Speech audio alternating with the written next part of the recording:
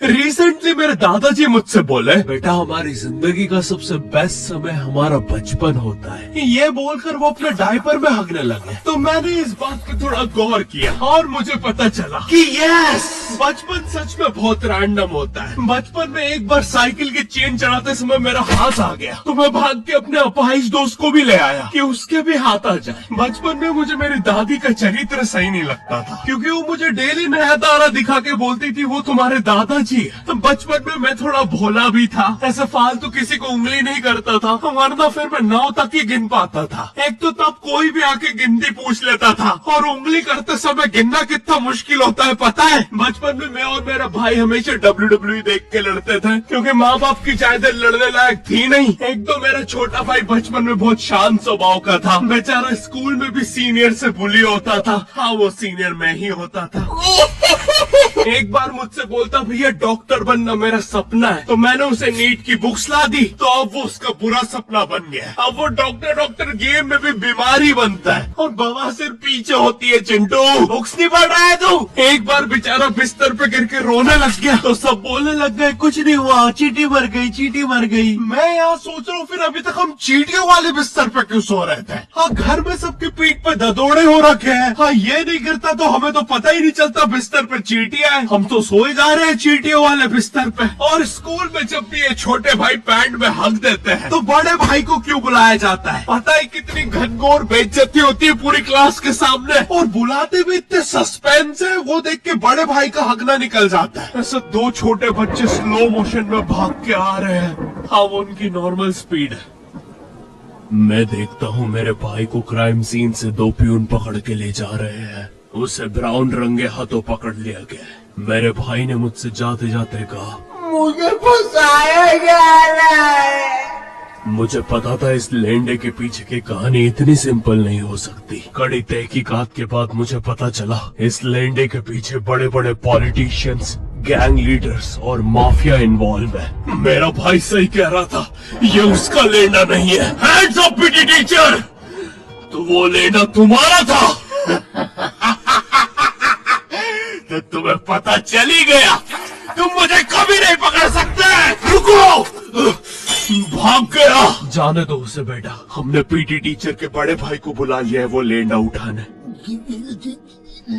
लेंडा आपके नजदीकी सिनेमा घरों में पड़ा होगा तो देख के पैर रखना। ये चैनल पे जितने भी अजीब और गरीब चीजें तुम देखते हो, ये मैं और मेरे भाई के लाइफ में हमेशा होती रहती है, और इसलिए हमने ये चैनल नॉट योर टाइप बनाया था। मेरे भाई ने कहा तू बोल और मैं एनिमेशन करता हूँ, और लो बन गया नॉट योर टाइप। आपके नज़द अरे अभी भी लेंडा लगा हुआ है। बचपन में बोले जाते थे कि तुम जितने दांत तकिए के नीचे रखोगे तुम्हें उतने ही रुपये मिलेंगे। तो मैंने दादी की 32 ही रख दी, तो मुझे 32 रुपए मिले। वो 32 ही 7,000 की थी।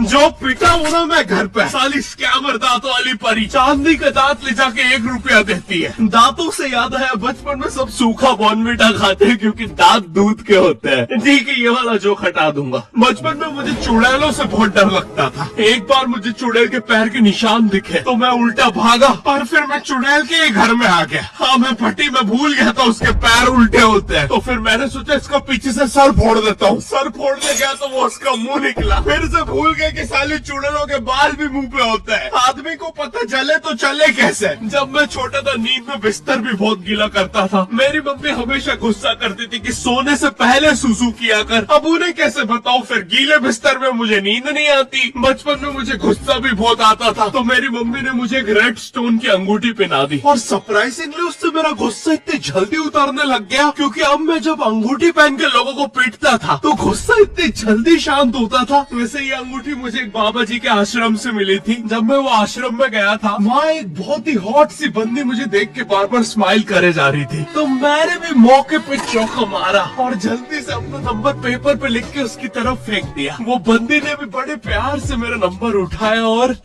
खा लिया।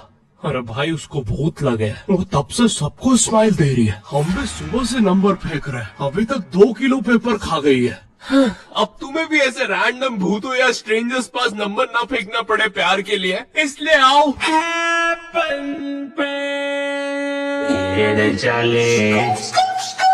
यहाँ तुम्हें मिलते हैं तुम्हारे कॉमन इंटरेस्ट के लोग। मुझे बॉर्नविटा बहुत पसंद है। मुझे भी रोहित। आओ मन बुद्धि हैंडशेक करते हैं। हैपन पे मिलती है आपको उन लोगों की प्रोफाइल्स जिनके साथ आप पाथ क्रॉस करते हैं। यहाँ तुम अपने एरिया के लोगों की प्रोफाइल्स भी देख सकते हो। यही नहीं, जो लोग तुम्हारे फेवरेट स्पॉट पे जा चुके हैं, यहाँ तुम्हें उनकी प्रोफाइल्स भी मिलती है। तो आप भी जाकर अपना नेक्स्ट क्रश स्पॉट करो अपने ही मन पसंदीदा स्पॉट पे। तो भी जाके डाउनलोड करो, लिंक डिस्क्रिप्शन में। Thank you happen.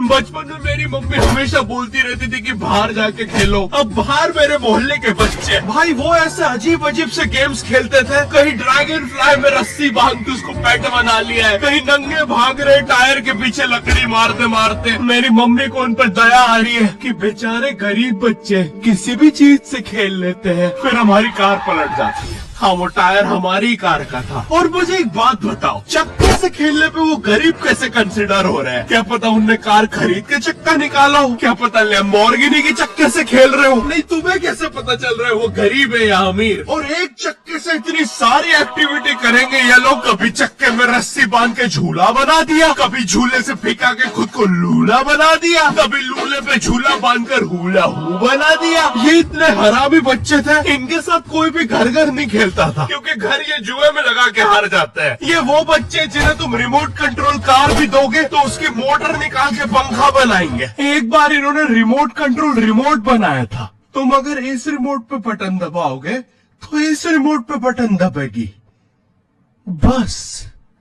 ये लोग मकर संक्रांति के दिन पतंग भी लूटते थे दुकानों से। पतंग से याद है, मैं बचपन में अपने दोस्त जनक के साथ बहुत पतंग उड़ाता था। जनक गुजराती था और गुजराती लोग तो बहुत बड़े पतंगबाज होते हैं। वो लोग गला काटने के बाद भी काय पोचे चिल्लाते हैं। जनक मेरे घर पे इतना बड़ा गिर्रा लेके आता था पतंग उड़ाने। उसमें पता नहीं कितने 1000 किलोमीटर का मांझा लपटा होता था। हम दोनों का सपना था उस गिर्रे की पूरी ढील देना। एक बार तो गिर्रा खाली होने ही वाला था, पर वो पतंग तो घूम के हमारे पीछे से आ गई। हमने हमारी पतंग काट दी। तो इस पर हमने सोचा पतंग पूरी परपेंडिकुलर उड़ाएंगे, स्ट्रेट। हमने 2 घंटे ढील दी। वो मांझे में वेव सिग्नल आने लग गए प्राचीन भाषा में। हमें लगा हमने एलियंस ढूंढ लिया, बट फिर धीरे से वो सिग्नल क्लियर हुआ। हमें पता चला हमने कोई नासा का 100 मिलियन का टेलीस्कोप काट दिया।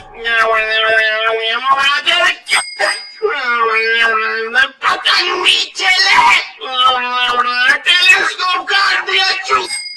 नासा का टेलीस्कोप जैसे ही नीचे गिरा, बच्चों से पहले विसरो ने लूट लिया। बहुत वियर्ड था, इतने सारे बुड्ढे छत कूद के भाग रहे थे। एक तो जनक के मांझे में इतनी सारी गठाने होती थी, वो मांझा इतना भारी हो जाता था। हम चौथे माले से पतंग उड़ा रहे, वो दूसरे माले पे उड़ रही है। बचपन में बोला जाता है किसी भी स्ट्रेंजर से बात नहीं करते, तो फिर मैं इशारे करता था। तो फिर दादी मेरे चरित्र पे सवाल उठाती थी। दादी से याद है, पुराने जमाने में एंटरटेनमेंट के लिए कुछ होता नहीं था, तो लोग 7-7, 8-8 बच्चे पैदा कर लेते थे ताकि उन्हें जायदाद पर लड़ता देख मजे ले सके। मेरे पापा के 5 भाई और 4 बहनें हैं, टोटल 9 बच्चे। मेरी दादी ने जिंदगी के 9 साल बस बच्चे दिए। दादी ने 9 साल तक पेट में इतनी लाते खाई है, उनके अंदर से एब्स आ गए थे। मेरी दादी लिटरली अंदर से टूट चुकी थी। उनका इतनी बार ऑपरेशन हो रखा है, उनको डॉक्टर ने टाकों की जगह चेन लगा दी थी। भाई आज के जमाने में तो इतने बच्चे कोई पैदा नहीं करता, उल्टा अबॉर्शन करवा लेते हैं। और यस, मैं अबॉर्शन बोलूंगा क्योंकि मुझे जेल नहीं जाना। एक तो इंडिया में भी अबॉर्शन करवाना लीगल है, लेकिन बच्चे का जेंडर जानना इलीगल है। मतलब तुम मार तो सकते हो, लेकिन किसे मार रहे हो ये पता नहीं कर सकते। तो देखो अब रिस्क कितना बढ़ गया है। क्या पता अंदर शेर बैठा हो या कोई बड़ा गैंगस्टर, क्योंकि तुम्हें तो पता नहीं है तुम किसकी सुपारी दे रहे हो। क्या पता वो अंदर बंदे लेके बैठा हो। बचपन में सबके मम्मी पापा डराते हैं, मस्ती मत करो वरना बोर्डिंग स्कूल भेज देंगे। और मुझे बोर्डिंग स्कूल से इसलिए डर नहीं लगता था कि मैं वहाँ जाके अपनी फैमिली से दूर हो जाऊंगा। मुझे बोर्डिंग स्कूल से इसलिए डर लगता था क्योंकि वहाँ पे वो बड़े दांतों वाला ईशान अवस्थी होता है। मैंने पहली बार जब तारे जमीन का ट्रेलर देखा था तो उसमें वो पागल बच्चे ने आतंक मचा रखा था। फिर मैंने मूवी का नाम पढ़ा, तारे जमीन पे। मुझे लगा बिछाए होंगे इस पागल को पकड़ने के लिए, शौक वॉक देना होगा तारों से। इसके तो दांत भी इतने बड़े हैं, सारी तारे काट देता होगा। मुझे ट्रेलर देख के लगा कोई एक्शन मूवी है, आमिर खान जोकर बना हुआ है। मुझे लगा यही तारों का जाल बना के पकड़ेगा पागल को। हाँ, ट्रेलर देख के तुम्हें क्या ही समझ में आएगा। एक शॉट में आमिर खान बोल रहा है आपके बच्चे को डिसलेक्सिया है, फिर अगले ही शॉट में जोकर बन के बड़ा मछलियाँ उड़ती क्यों नहीं? फिर मुझे लगा ये शायद अपने माँ बाप को बोल रहा था। और दया तो मुझे उस लंगड़े बच्चे पे आती है जिसके बगल में ईशान अवस्थी को बिठा दिया था। वो बेचारा उठ के अब भाग भी नहीं सकता। और मैंने तो सुना था बोर्डिंग स्कूल में बस नॉटी बच्चे जाते हैं, तो फिर इस बेचारे गाय से बच्चे को क्यों यहाँ भेज के रखा है? कहीं ऐसा तो नहीं इसके पहले पैर थे और ये बहुत मस्ती करता था तो माँ बाप ने पैर तोड़ के इधर भेज दिया। बस भाई मेरा हो गया है आज का। अगर तुम्हें वीडियो पसंद आई तो यार लाइक मारो। एम करते हैं 7 लाख लाइक्स के लिए। पिछले वीडियो में नहीं आए थे इसलिए अब मैं औकात में आ गया हूँ, इसलिए अभी लाइक मारो। चैनल पे नए हो तो सब्सक्राइब करो। मुझे मुंह दिखाई के लिए 10 मिलियन सब्सक्राइबर्स चाहिए। और हैपन को भी डाउनलोड करना मत भूलना, लिंक डिस्क्रिप्शन में। अब मैं भी जा रहा हूँ, बाय।